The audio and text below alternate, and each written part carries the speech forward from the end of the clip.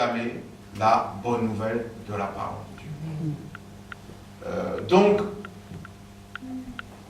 si aujourd'hui nous ne percevons plus la présence de Dieu dans nos vies, c'est pourquoi? C'est parce que, justement, nous avons perdu cette relation. Je disais l'autre jour que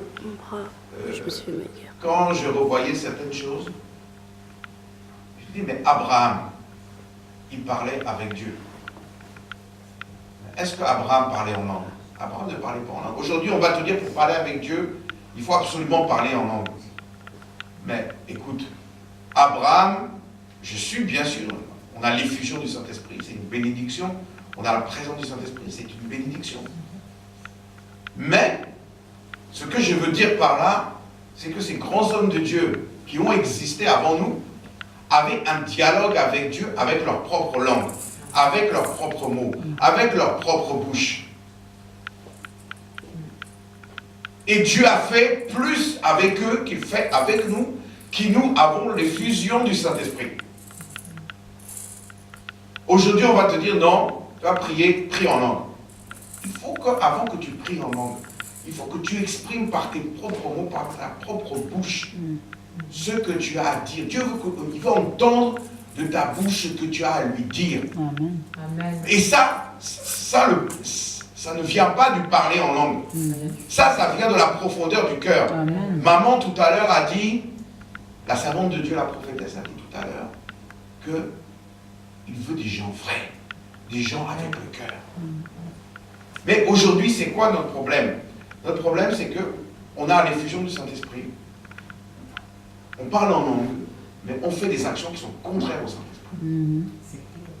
On fait des actions qui sont contraires, on n'a pas les fruits du Saint-Esprit en nous. Et quand il faut nous retournons en arrière, nous voyons ces grands hommes de Dieu. Abraham a intercédé pour Sodome et Gomorrhe. Qui obligeait Abraham de s'intéresser à Sodome et Gomorrhe? Une fois qu'il a sauvé son neveu. Mais il n'avait plus d'intérêt. Mais il a dit non, si seulement, Seigneur, il y a 10 justes. Mais qui aujourd'hui intercède là où il y a les prostituées? Qui aujourd'hui intercède là où il y a les homosexuels? Non. Voilà. La vérité, elle est là aussi. Aujourd'hui, on rentre chez soi, on rentre à la maison, on pense à son petit confort personnel, sa famille, son cercle personnel, et puis basta. Dieu ne nous a pas appelés à ça. Les premiers disciples, ils vivaient entre eux. Ils partageaient ensemble les choses. C'est ça la foi. Parce que quand nous sommes venus des disciples de Jésus, des disciples de Jésus-Christ, c'est que nous sommes devenus une nouvelle famille. Une famille spirituelle. Mais une famille, puisque Jésus a dit, les parents que nous avions dans la chair, il a dit, nous aurons de nouvelles familles. Nous, dans le Seigneur, nous aurons des pères, des mères, des frères, des sœurs. Et on doit, tant qu'on n'aura pas compris ce que Dieu veut faire avec nous, on ne va pas avancer. Et on ne vivra pas cette communication avec Dieu. Regardez encore Moïse. Moïse ne parlait pas en langue. Non, Moïse n'avait pas reçu le Saint-Esprit sur lui. Mais Moïse est allé dans le tabernacle. Et il a parlé avec Dieu face à face. Et Moïse, c'est à Moïse que Dieu a donné, la Bible nous dit qu'il n'y avait pas un homme sur la terre plus patient que Moïse. Et que les tables de la loi qui régissent les premiers écrits de la Bible ont été donnés à Moïse. Les 10 commandements. Et c'est après Moïse qu'il est dit, c'est Moïse qui a annoncé même la venue de Jésus. Il dit, un autre prophète comme moi vous sera donné. Un libérateur, Jésus-Christ. Mais vous voyez, ces hommes-là, aujourd'hui le problème c'est que nous prions en langue, nous disons, ah j'ai le baptême dans le Saint-Esprit. C'est comme si on a des titres. Je prie 20 heures par jour. Je fais tant de veillées. Mais où et qu'est-ce qui ressort de toi? Qu'est-ce qui ressort de toi? Est-ce que tu as l'amour pour ton frère? Mais je préfère quelqu'un, je vais vous dire la vérité, je crois que Dieu aussi préfère. Quelqu'un qui a des lacunes de prière, a des lacunes de lien, de souffrance, mais qui a un cœur pour les autres. Dieu n'a pas choisi David parce que David était le meilleur. Non. Il a pris David qui était un petit berger que tout le monde, personne ne regardait. Parce qu'il a pris David, parce que pourquoi il a pris David? Parce qu'il a vu que David avait un cœur. Il a dit un homme selon mon cœur.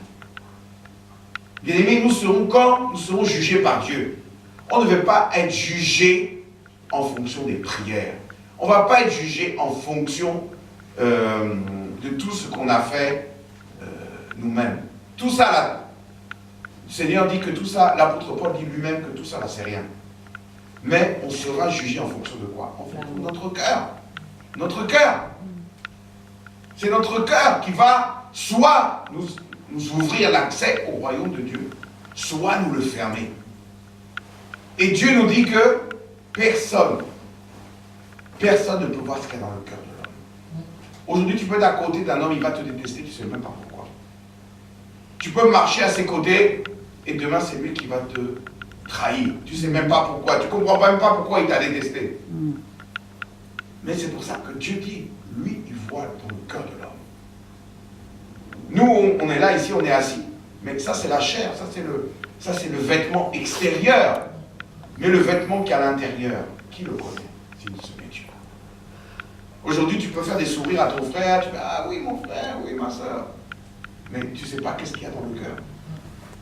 Et c'est pour ça que Jésus a dit, il est venu sur la terre pour guérir le cœur. Vous voyez comment il faisait les miracles. Partout où il passait. Je bénis Dieu, maman, que Dieu t'utilise pour guérir, que la puissance de Dieu t'a donné. Alléluia. Gloire à Dieu, c'est magnifique. Mais ce que je voudrais que tous nous ayons, c'est que nous ayons la puissance de Dieu. Que Dieu nous permet d'avoir cette puissance qui va changer nos cœurs. Il vaut mieux des fois, même des fois, parce que les gens vont venir pour obtenir leur guérison. Ah, je suis guéri, je m'en vais. Mais qu'est-ce qui t'intéressait dedans? C'est donc pas Dieu qui t'intéressait. C'est pas le royaume de Dieu qui t'intéressait. Tu sais ce que Dieu a fait pour toi, mais tu devrais faire plein de choses pour Dieu maintenant. Amen. Mais non, tu es là et tu oublies Dieu.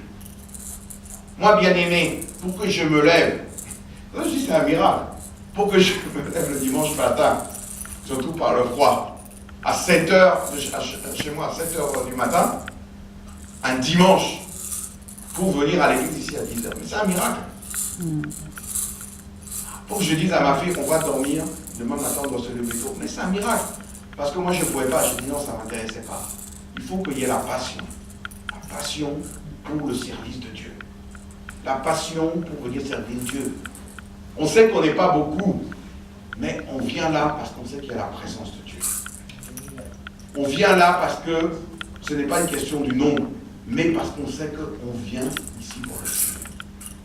Comme j'ai dit, je suis arrivé dans l'église, j'étais, depuis 1 an, j'avais une crise d'artérite, j'avais une plaie rouge sur mon pied. Et ça ne partait pas. Combien des pasteurs que j'ai été voir, combien qu'on m'a dit, même, tu peux mettre de l'eau, tu vas mettre du sel, ça va partir, avec la prière. Mais tout ça, j'ai tourné en rond. Et quand je suis arrivé, je rends grâce à Dieu. Je reconnais le don que tu as donné à maman. Amen. Merci Seigneur. Merci Seigneur qui nous a donné maman pour ce don. Et qui a fait que d'un coup, tout est parti. Amen. Je rends gloire à Dieu parce que ma vie a changé. Amen.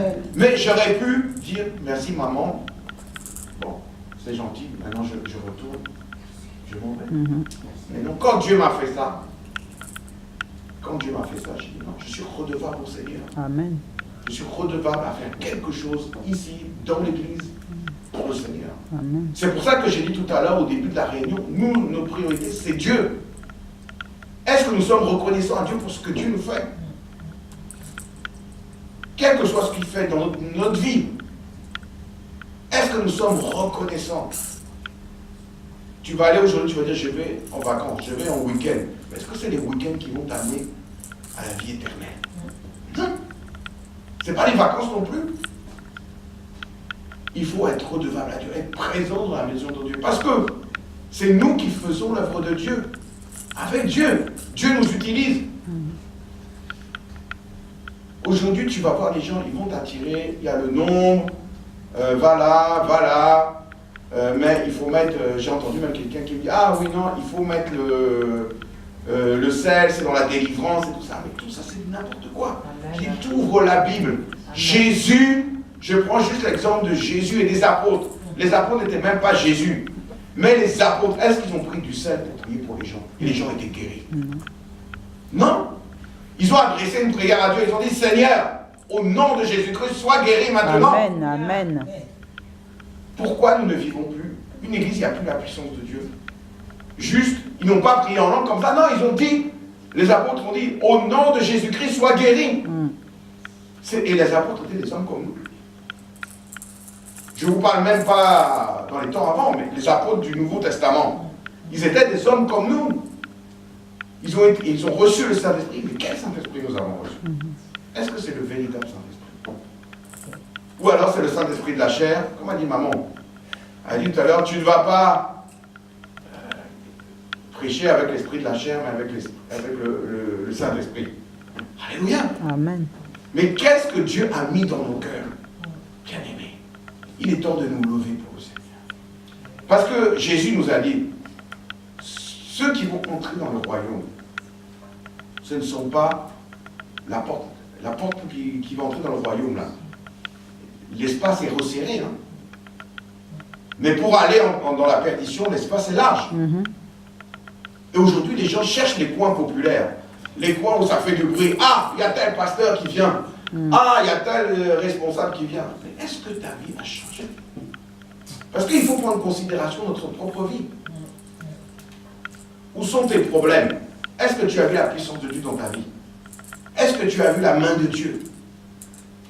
Moi, j'ai dit, j'ai cherché. Mais quand j'ai dit, j'ai vu comment le Seigneur agissait par maman. Et comment j'ai vu que le Seigneur utilisait dans l'église, j'ai dit, c'est une église où Dieu est présent. Amen. Où la présence de Dieu est là. Amen. Donc c'est pour ça que nous-mêmes, nous ne devons pas regarder au nombre, ni à la quantité. Mais même si on n'était que 2, nous continuerons l'église. Amen. Même si on n'était que tout seul, nous continuerons l'église. Amen. Et voyez, aujourd'hui, le problème, c'est que les gens, ils sont plus attirés. C'est les programmes qui est devenu leur Dieu. C'est tel programme. Tu viens à la veillée. Mais est-ce que, dans cette veillée, est-ce que Dieu sera présent? Donc voilà ce que je voulais dire. Que 2017 soit l'année vraiment où on puisse enfin sortir pour annoncer Jésus-Christ. Amen. Parce que quand nous avons donné notre vie à Jésus, c'est pour ça que nous avons donné notre vie à Jésus. C'est pour transmettre. Vous voyez Jésus, ce qu'il a dit? Il a dit que, Seigneur, n'ai-je pas fait ça en ton nom? N'ai-je pas guéri des malades? N'ai-je pas ressuscité des morts? Il a dit, je ne vous ai jamais connu. Allez loin de moi. Dieu peut même utiliser qui il veut. Mais est-ce que toi-même, il y a eu des témoignages. Récemment, nous avons lu ça. Comment même Bénin, lui-même a témoigné qu'il a failli mourir récemment et que Dieu l'a repris, qu'il lui a dit, je te donne une dernière chance. Parce qu'il avait reçu des dons. Mais lui-même avoue qu'il n'avait plus de relation avec Dieu. Il n'avait plus de relation personnelle. C'est-à-dire, il faisait des choses, Dieu peut t'utiliser comme un instrument, mais que toi, tu n'as pas de relation. Donc, nous-mêmes, nous sommes des outils que Dieu peut utiliser pour telle chose, telle chose, telle chose. Mais est-ce que nous avons développé une relation avec lui? Et la relation, c'est la prière. C'est parler avec Dieu. C'est lui parler. C'est dialoguer avec lui parce que tu as dit qu'il est notre ami. Abraham a dit qu'il a été appelé l'ami de Dieu. Alléluia. Nous aimerions bien être amis de Dieu. Et tout ça pourquoi? Parce qu'Abraham suivait par la foi tout ce que Dieu lui disait. Il lui a dit, viens, prends ta maison, partez. Qui aujourd'hui va faire ça? Non, il y a maman qui a dit comment elle a témoigné, comment elle est partie, elle est venue en France aussi. Alléluia. Amen. Donc vous voyez, c'est ce que je veux dire, c'est que pour nous, il faut recentrer les choses sur la base de l'évangile. C'est-à-dire l'amour fraternel aussi. Aimons-nous les uns les autres. Nous ne sommes pas des religieux, des institutifs. Nous sommes là pour servir Christ. C'est lui le patron de son royaume. Et nous sommes ses ambassadeurs. Où que nous allions servir Christ. Et nous devons témoigner son amour. Qu'est-ce que Christ a dit quand il est parti? Il a dit, aimez-vous les uns les autres comme moi-même je vous ai aimé. L'apôtre Jean a même dit, si vous n'êtes pas capable de vous aimer, alors, comment on va attirer les autres? Si nous-mêmes, entre nous, nous ne pouvons pas témoigner l'amour, nous ne pouvons pas nous comprendre, mais les gens qui sont à l'extérieur ne viendront jamais à l'église. Jamais. C'est quel Jésus que nous prêchons? Jésus est venu, il a témoigné l'amour partout où il est allé. Et quand on lui a même donné, on l'a frappé, que Pierre a pris l'épée pour trancher l'oreille du serviteur, du sacrificateur, qu'est-ce qu'il a dit? Il a dit, tu ne crois pas que moi je sois capable d'appeler mon père qui envoie une douzaine de légions d'anges pour venir m'aider? Il a dit non, mais tu n'as rien compris. Comme il a dit même, les disciples ont dit, ils ne veulent pas recevoir le salut, envoie le feu du ciel. Il dit, tu ne sais pas ce que nous demandons, le Fils de l'homme n'est pas venu pour juger le monde, mais il est venu pour sauver le monde. Amen. Bien aimé, on n'est pas venu condamner les hommes. Les hommes sont dans leur péché, ils sont dans leur misère, ils sont dans leur souffrance. Nous avons été, en tant qu'enfants de Dieu, appelés à répandre cette grâce autour de nous pour que les gens soient sauvés et qu'ils abandonnent leur péché et que Dieu puisse faire quelque chose dans leur vie. Donc nous bénissons ces moments, que Dieu vraiment soit béni. S'il y a quelqu'un qui a les témoignages, qui peut venir aussi apporter son témoignage. Alléluia. Amen.